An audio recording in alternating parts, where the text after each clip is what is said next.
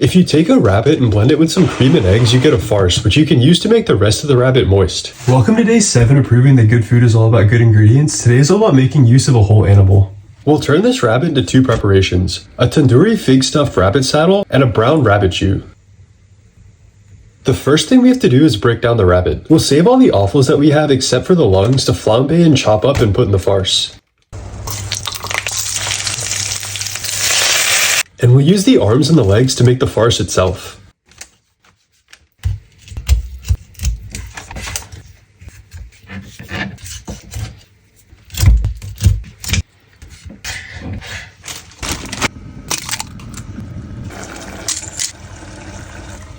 Now, normally in a fine dining setting, we would make a farce fiend, which would involve pushing this mixture through a tami like this, or absolutely abusing a high-powered blender until we have a smooth mayo-like emulsion. But since we're adding the chopped offals and some herbs to the farce anyway, I'm just gonna leave it like this.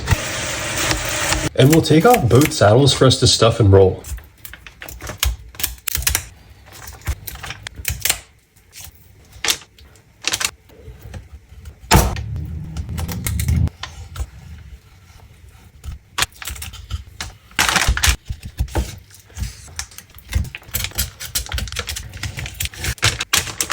We'll use all of the bones and any leftover trimmings to make the jus. As I learned in culinary school, the key to getting a good brown jus is caramelization. So we're going to deglaze 3 times. Once after the bones have browned by adding butter and vegetables, then with a bit of water once the vegetables have caramelized, and then once it starts to brown again, we add cold water just to cover everything in the pot. Ideally, you want to run your extraction for 8 hours, but 2 to 3 hours is good in a pinch. And you always want to start your reduction after you've strained your stock because boiling it aggressively will emulsify any fat and impurities into it. Making stocks and sauces is honestly one of my favorite things to do in the kitchen, and when you hit that perfect consistency, it's honestly such a satisfying feeling. Now, this is the classic culinary school way of making a brown jus, but as you can see here, we've taken an entire rabbit and we only have about this much jus at the end. On a recent episode of Chef's PSA, I learned there's actually a better way to do this, so check the description below for more details on that. Let's also make a hot pig chutney on the side because I've been living in France for too long and miss spicy food.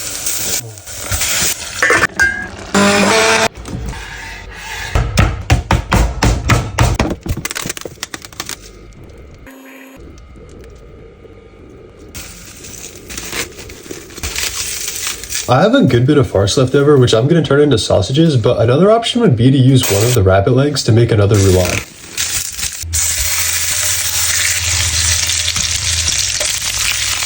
And there you go, nothing complicated, just a whole rabbit expressed a couple different ways with some good produce finds at the market to balance it out.